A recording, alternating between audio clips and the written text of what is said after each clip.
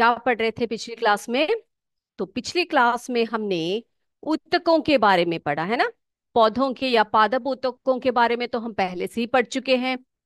और पिछली क्लास में हम लोग जंतु ऊतक या एनिमल टिश्यूज के बारे में पढ़ रहे थे, जिसमें हमने आपको बताया कि मुख्य रूप से जंतु ऊतक को हम लोग चार भागों में बांट सकते हैं। वे कौन कौन से हैं? एपिथेलियम ऊतक, जिसे हम एपिथेलियम टिश्यू बोलते हैं अंग्रेजी में। संयोजी ऊतक, जिसे कनेक्टिव टिश्यू बोलते हैं। पेशी ऊतक, मस्कुलर टिश्यू होती है। और तंत्रिका ऊतक, नर्वस टिश्यू कहलाती है। ठीक है। और सबसे पहले हमने एपिथेलियम ऊतक के बारे में थोड़ी सी जानकारी आपको दे दी थी। क्या बताया था मैंने आपको एपिथेलियम ऊतक के बारे में? ये बताया आपको कि एपिथेलियम ऊतक को हम आवरण ऊतक भी बोलते हैं। क्या बोलते हैं? आवरण ऊतक भी बोल सकते हैं। ठीक है। क्यों बोल सकते हैं इसको आवरण ऊतक, एपिथेलियम ऊतक को आवरण ऊतक क्यों कहते हैं बेटा? क्योंकि ये शरीर के अंगों के बाह्य स्तर को बनाते हैं, यानी कि पूरे शरीर का बाहरी आवरण ये बनाते हैं। और मैंने आपको बताया था कि जो हमारे खोखले अंग होते हैं, जैसे मुख गुहा, आमाशय, आंत, श्वास नली, फेफड़े, रक्त नलिका, इनके भीतर की जो सतह होती है वो किस ऊतक से बनी होती है? एपिथेलियम ऊतक से बनी होती है। ओके। तो ये बात तो आपको क्लियर हो गई होगी। दूसरा हमारा है संयोजी ऊतक, जिसके बारे में हम आज डिटेल में पढ़ेंगे। अब बेटा ये संयोजी, संयोजी आपको पता लग रहा होगा कि ये क्या करते हैं? जोड़ते हैं, है ना। कनेक्टिव टिश्यू है तो ये जोड़ने का कार्य करते होंगे, है ना। तो ये क्या करते हैं? शरीर के विभिन्न अंगों को क्या करते हैं? ये शरीर के विभिन्न अंगों को अंगों को जोड़ने, ठीक है, विभिन्न अंगों को जोड़ने तथा एक ऊतक को एक ऊतक को दूसरे ऊतक से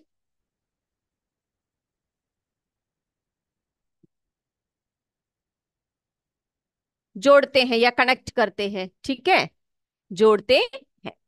तो क्या करते हैं? ये शरीर के विभिन्न अंगों को जोड़ते हैं तथा शरीर के ये एक ऊतक को दूसरे ऊतक से जोड़ने में ये मदद करते हैं। अब बेटा ऊतकों के बीच के स्थानों को भरने तथा दृढ़ता प्रदान करने में ये सहायक होते हैं। ठीक है। क्या करते हैं ये जैसे कि बहुत सारे ऊतक है तो इनको, जैसे कि यहां पर भी ऊतक है तो इनको जोड़ने का कार्य कौन करते हैं? इनको जोड़ने का या कनेक्ट करने का कार्य कनेक्टिव टिश्यू या संयोजी ऊतक करते हैं। तो हम कह सकते हैं शरीर के विभिन्न अंगों को जोड़ने, ठीक है, शरीर के विभिन्न अंगों को जोड़ने तथा एक ऊतक को दूसरे ऊतक से जोड़ने का कार्य कौन करता है? संयोजी ऊतक करते हैं। अब बेटा ये जो संयोजी ऊतक है ना, ये भी जो है हम कई प्रकार से पढ़ते हैं इसको। ठीक है, इसके भी कई प्रकार हैं। हम लोग देख ले ये किस किस प्रकार के हैं, कौन कौन से हैं, देखते हैं। तो हम यहां पर लिखेंगे हेडिंग संयोजी ऊतक।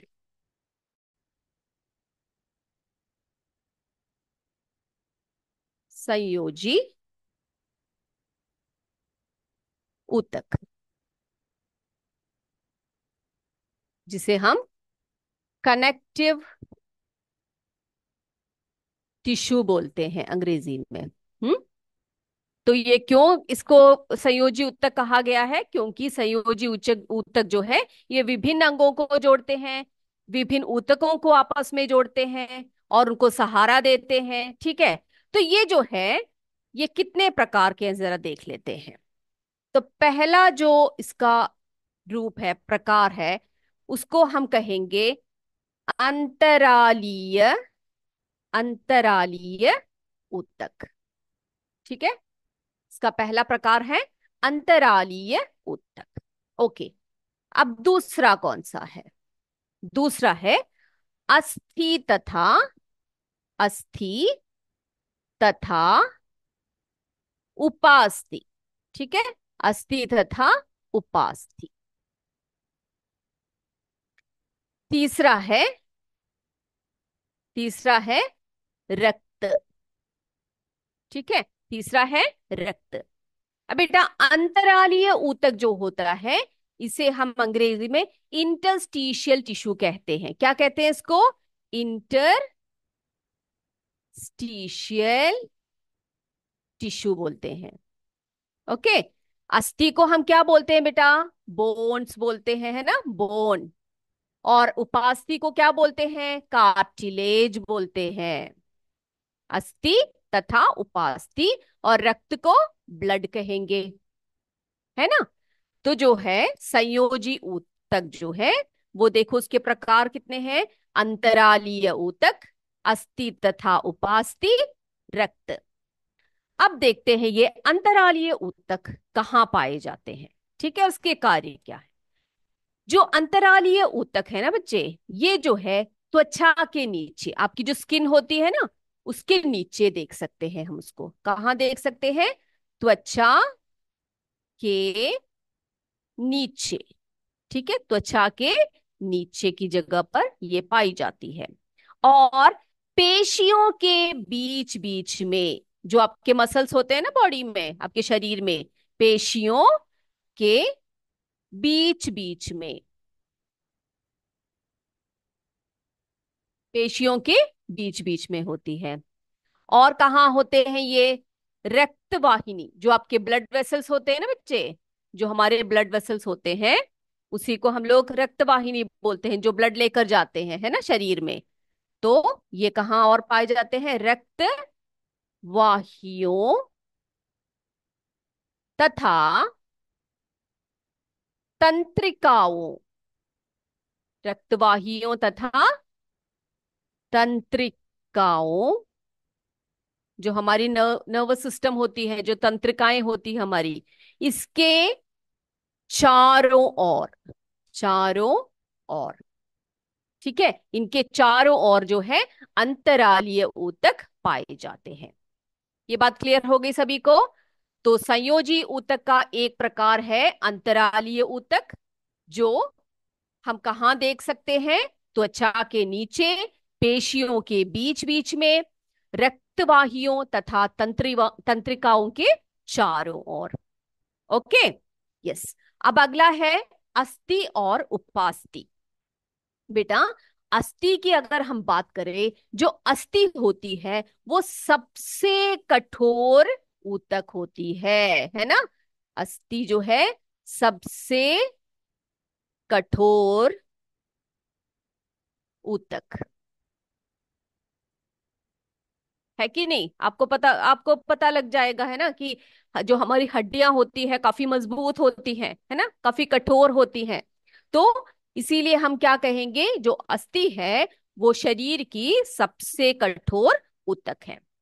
अब इसमें क्या पाए जाते हैं? इसमें कुछ खनिज पाए जाते हैं। जो अस्थियां होती है हमारी, उसमें कुछ खनिज होते हैं, जिसे हम कैल्शियम बोलते हैं। ठीक है, इसमें क्या होते हैं? कैल्शियम खनिज पाए जाते हैं। ठीक है, जिसे हम Ca करके लिखते हैं, कैल्शियम खनिज, है ना। तो हम बोलते हैं ना कि हम जब छोटे होते हैं, तभी से हमारी माँ बोलती है, क्या बोलती है हमसे, कि बेटा दूध सब पिया करो अच्छे से, ताकि आपकी हड्डियां जो है मजबूत हो जाए, आपके दांत मजबूत हो जाए, हड्डियां मजबूत हो जाए, है ना। इस तरह से बोलते हैं ना मम्मी आपसे। क्यों बोलते हैं बेटा? क्योंकि उसमें कैल्शियम होता है। और कैल्शियम किस लिए जरूरी होता है? हमारी हड्डियों के लिए और हमारी दांतों के लिए बहुत जरूरी होता है। ओके।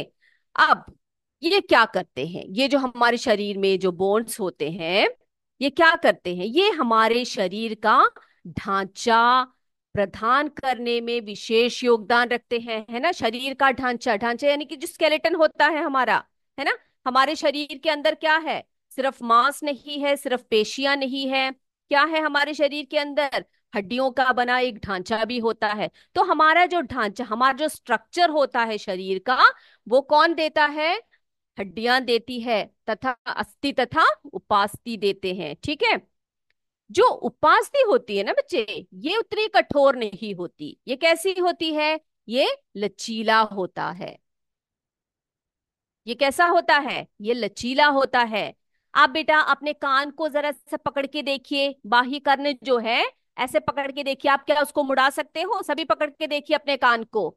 सभी आप ऐसे फोल्ड कर पा रहे हो अपने कान को? और आपकी जो नाक है उसकी जो एकदम टिप है, उसको भी जरा ऐसे इधर उधर को मोड़ के देखिए आप देखोगे कि वो लचीली है। तो वहां पर सब क्या है बच्चे? जो आपका कर्ण है, ठीक है, बाही कर्ण है, और आपकी जो नोस है, आपकी जो नाक है, उसकी जो टिप है, वहां पर सब कैसी जो है, क्या मौजूद है? वो वहां पर उपास्थियां मौजूद होती, यानी कि कार्टिलेज कहते हैं हम उसको।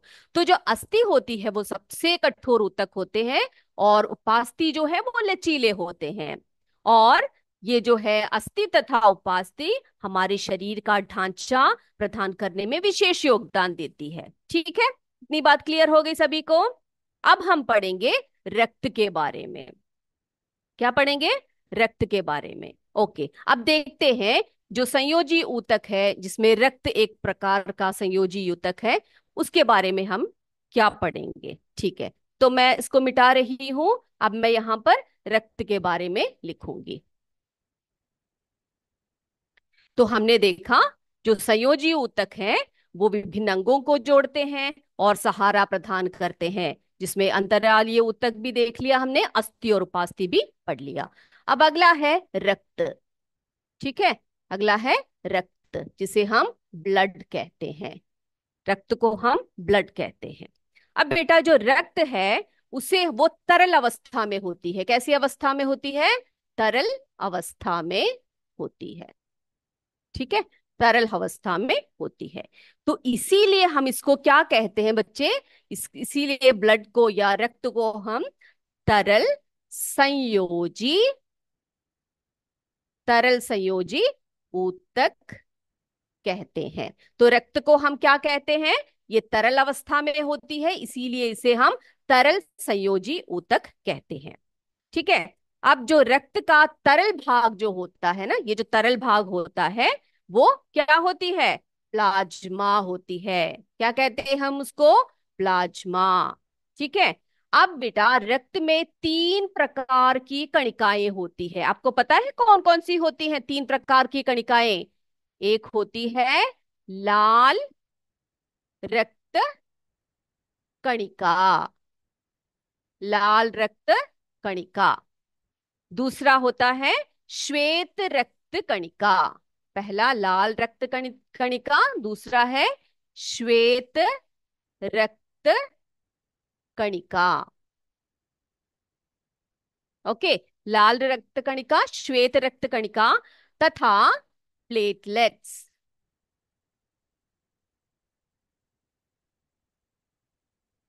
प्लेटलेट्स, ठीक है।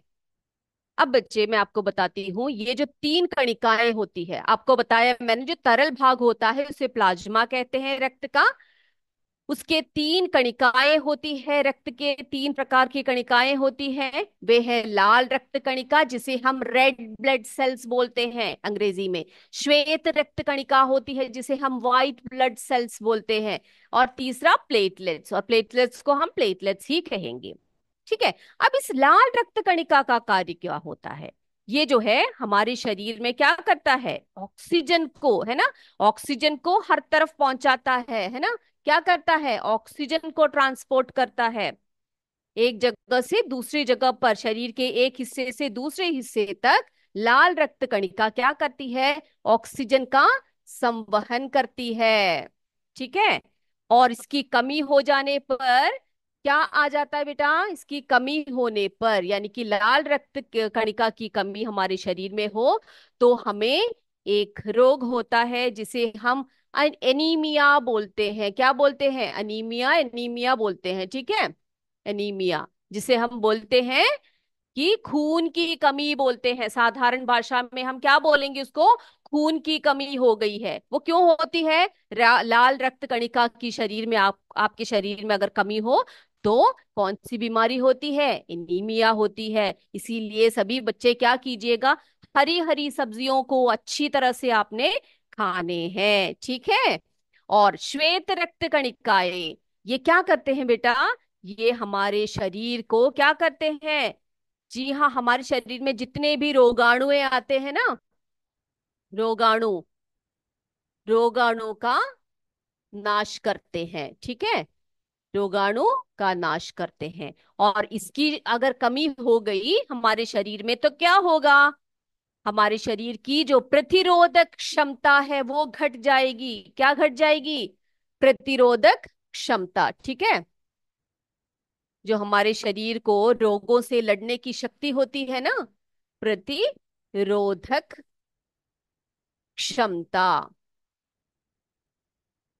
प्रतिरोधक क्षमता जो है हमारे शरीर में कम हो जाएगी। ठीक है। और जो प्लेटलेट्स हैं, इसका कार्य क्या होता है? रक्त को जमने में सहायक करता है। ठीक है, रक्त को, जैसे कि हमें कोई चोट लग गई, आप सोचो जरा, वो चोट थोड़ी देर बाद जो है उसका रक्त जो है रुक जाता है ना?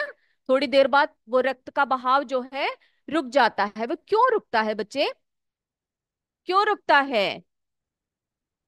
रक्त के जमने में सहायक। वो क्यों रुक जाता है? क्योंकि हमारे जो ब्लड में है, क्या है? हमारे ब्लड में प्लेटलेट्स होते हैं जो रक्त को जमने में सहायक होते हैं। अगर ये हमारे शरीर में अच्छी तरह से प्लेटलेट्स ना हो तो एक छोटे से रक्त से भी आपके शरीर में जो है रक्त का बहाव नियंत्रित नहीं हो पाएगा। तो इतनी बातें क्लियर हो गई रक्त के बारे में। रक्त एक तरल अवस्था में का संयोजी ऊतक है, इसीलिए हम रक्त को तरल संयोजी ऊतक कहते हैं। ठीक है। और इसके तरल भाग को प्लाज्मा कहेंगे। इसकी तीन कणिकाएं होती है, लाल रक्त कणिका, श्वेत रक्त कणिका तथा प्लेटलेट्स। अब लाल रक्त कणिका ऑक्सीजन का संवहन करती है शरीर में, इसकी कमी से एनीमिया हो जाता है। श्वेत रक्त कणिका रोगाणु का नाश करते हैं और प्रतिरोधक क्षमता को बढ़ाते हैं। अगर ये ना हो तो हमारे शरीर की प्रतिरोधक क्षमता कम हो जाती है। अब प्लेटलेट्स जो है रक्त को जमने में सहायक होते हैं। जब भी हमें चोट लगती है ये रक्त के बहाव को नियंत्रित करती है। इतनी बातें क्लियर हो गई सभी को? यस, ठीक है। अब हम क्या करेंगे बच्चे? अब हम अगला पढ़ेंगे पेशी ऊतक। ठीक है, क्या पढ़ेंगे? पेशी ऊतक, जिसे हम मस्कुलर टिश्यू बोलते हैं। ओके, पेशी ऊतक। ठीक है, पेशी ऊतक यानी हमारे शरीर का जो मसल्स, जब हमारे शरीर में मसल्स होते हैं ना, मस्कुलर टिश्यू, जो पेशियां होती है वो इसी से बनी होती है। अब बेटा हमारे शरीर में कुछ ऐसी पेशियां होती हैं जो हम अपनी इच्छा अनुसार गति करा सकते हैं। ठीक है, कुछ पेशियां, कुछ पेशियां कैसी होती है हमारी शरीर की? हम अपने इच्छा अनुसार, इच्छा अनुसार गति कर सकते हैं। गति क्या कर सकते हैं? इच्छा अनुसार हम लोग उसकी गति करा सकते हैं। ठीक है। और या फिर उनकी गति को, उनकी गति को रोक सकते हैं। ठीक है, रोक सकते हैं। ओके, तो कुछ ऐसी पेशियां हमारे शरीर में होती हैं जो क्या करती हैं? ये इच्छा अनुसार हम इनकी गति करवा सकते हैं या इनकी गति को रोक सकते हैं। ठीक है। अब आपको पता लग गया होगा कि जो पेशी ऊतक है वो किस लिए सहायक होती है? हमारे शरीर में गति करवाने में सहायक होती है। ठीक है। अब ऐसी पेशियां कहाँ पाए जाते हैं? हाथ और, उदाहरण लिख रही हूं यहां पर, ठीक है, हाथ और पैर की पेशियां, हाथ और पैर की पेशियां ऐसी पेशियां हैं जिन्हें हम अपनी तरीके से, अपने इच्छा के अनुसार उनकी गति करवा सकते हैं, गति को रोक सकते हैं, है ना? तो ऐसी पेशियों को हम क्या कहेंगे बेटा? ऐसी पेशियों को हम ऐच्छिक पेशियां कहेंगे। कौन सी पेशियां? ऐच्छिक पेशियां। जिन पेशियों को हम अपने तरीके से, हम अपने इच्छा अनुसार गति को रोक सकते हैं या उसके इच्छानुसार उनकी गति को करा सकते हैं। अब बेटा, अब इन ऐच्छिक पेशियां जो होती है ना, इनको हम रेखित पेशी भी बोलते हैं। क्या बोलते हैं? रेखित पेशी भी बोलते हैं। क्यों बोलते हैं हम इनको रेखित पेशी? क्योंकि जब हम इसको सूक्ष्मदर्शी के नीचे देखते हैं तो हम देख सकते हैं कि कैसे दिखते हैं ये। कैसे दिखते हैं ये? ऐसे दिखते हैं। ये देखिए, इनमें धारियां होती है, रेखाएं देख सकते हैं हम लोग। ठीक है, रेखाएं इस प्रकार से देख सकते हैं। तो इसीलिए इनको हम रेखित पेशी भी बोलते हैं। Is this clear children? Clear हो गई? तो पेशी ऊतक जो होते हैं कुछ विशेष प्रकार की कोशिकाओं से बनी होती है, जिन्हें हम क्या कहते हैं? पेशी कोशिका या पेशी ऊतक कहते हैं। ये हमारे अंगों को प्रदान करने में सहायक होते हैं। इन्हें हम ऐच्छिक पेशियां बोलते हैं, जो ऐसी पेशियां जिन्हें हम अपनी इच्छा अनुसार, ठीक है, इच्छा अनुसार क्या करा सकते हैं? गति करा सकते हैं या उनकी गति को रोक सकते हैं, जैसे हाथ और पैर की पेशियां। इसीलिए इन्हें ऐच्छिक पेशियां कहते हैं। और रेखित पेशी इसलिए बोलते हैं इनको, क्योंकि अगर हम इनको सूक्ष्मदर्शी के नीचे देखें तो हम इनमें देख सकते हैं कि रेखाएं या धारियां बनी हुई है। ओके, तो आज के लिए बस इतना ही पढ़ेंगे। अब आपके लिए कुछ प्रश्न लेकर आई हूं मैं, सभी तैयार हो जाइए बेटा। ओके, हम अभी देखते हैं अपने प्रश्नोत्तर को। सभी बच्चे रेडी होकर बैठिए अपने नोटबुक्स लेकर।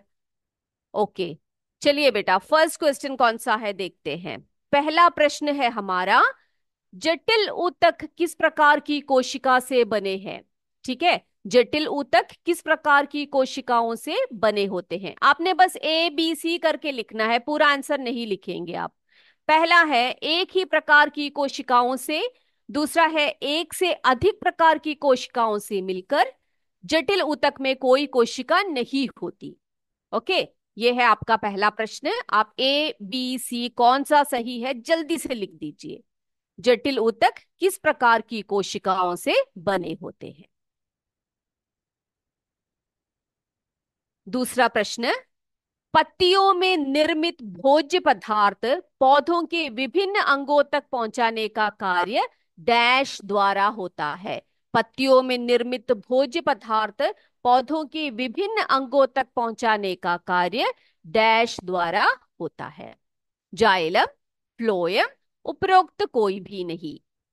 जल्दी जल्दी लिखिए मेरे बच्चे, इसमें कोई डाउट होना ही नहीं चाहिए आपको, क्योंकि इतनी अच्छी तरह से क्लियर करके दिया है आपको मैंने ये। पत्तियों में निर्मित भोज्य पदार्थ पौधों के विभिन्न भोज्य पदार्थ है, ठीक है, वो कैसे पहुंचाया जाता है, किसके द्वारा पहुंचाया जाता है? जाइलम, फ्लोएम, उपरोक्त कोई भी नहीं। तीसरा प्रश्न,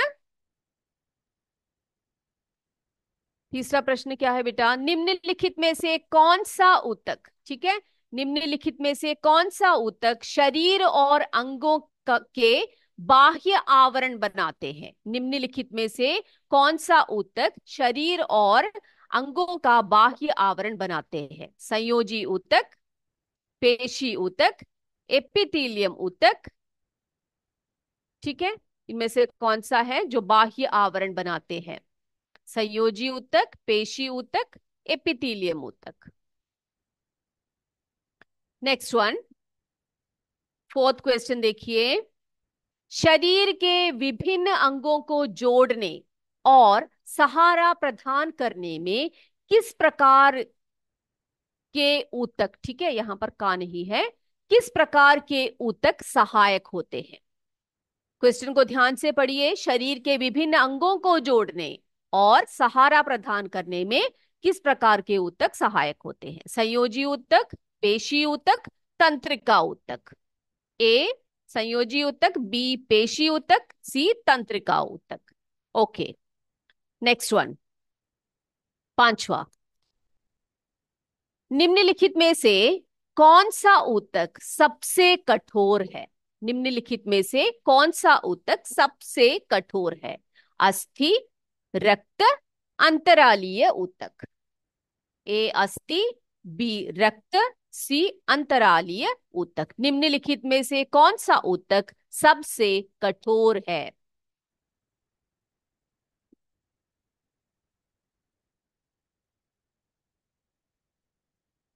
नेक्स्ट वन, सिक्स। किस ऊतक को तरल संयोजी ऊतक कहते हैं? किस ऊतक को तरल संयोजी ऊतक कहते हैं? रक्त, बी अस्थि, सी उपास्थि।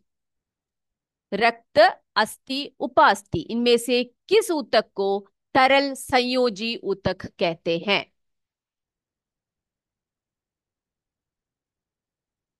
सातवां, किन रक्त कणिकाओं की कमी हो जाने से, किन रक्त कणिकाओं की कमी हो जाने से रक्तहीनता या एनीमिया हो जाता है? किन रक्त कणिकाओं की कमी से एनीमिया हो जाता है या रक्तहीनता हो जाती है? श्वेत रक्त कणिकाएं, प्लेटलेट्स, लाल रक्त कणिकाएं। श्वेत रक्त कणिकाएं, प्लेटलेट्स, लाल रक्त कणिकाएं। ओके, अगला चलते हैं। ओके, सातवां हो गया। अगले अगला है आठवां। यस।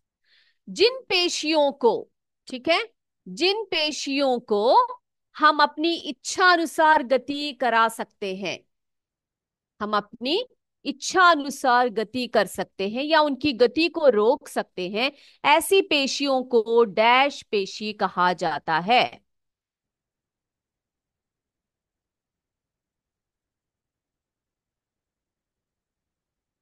ओके, क्या कहा जाता है? ऐच्छिक पेशी, अनैच्छिक पेशी, हृदय पेशी। जिन पेशियों को हम अपनी इच्छा के अनुसार गति करा सकते हैं या उनकी गति को रोक सकते हैं, ऐसी पेशियों को या ऐसी पेशियां डैश पेशी कहा जाता है? ऐच्छिक पेशी, अनैच्छिक पेशी या हृदय पेशी?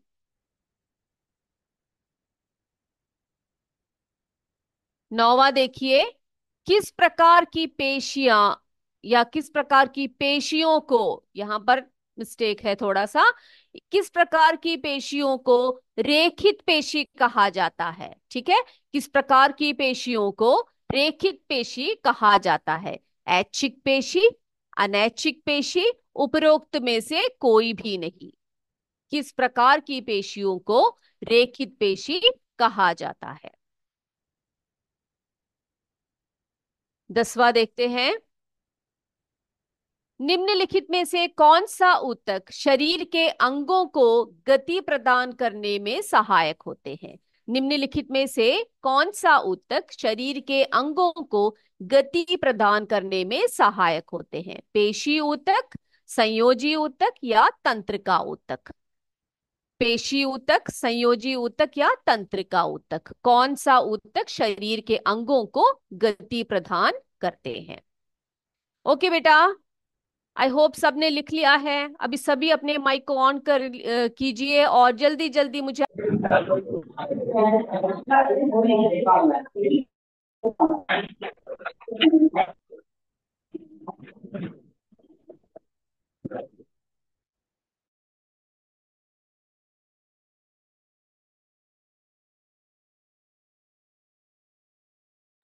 जय विद्या शक्ति, जय हिंद, जय भारत, धन्यवाद।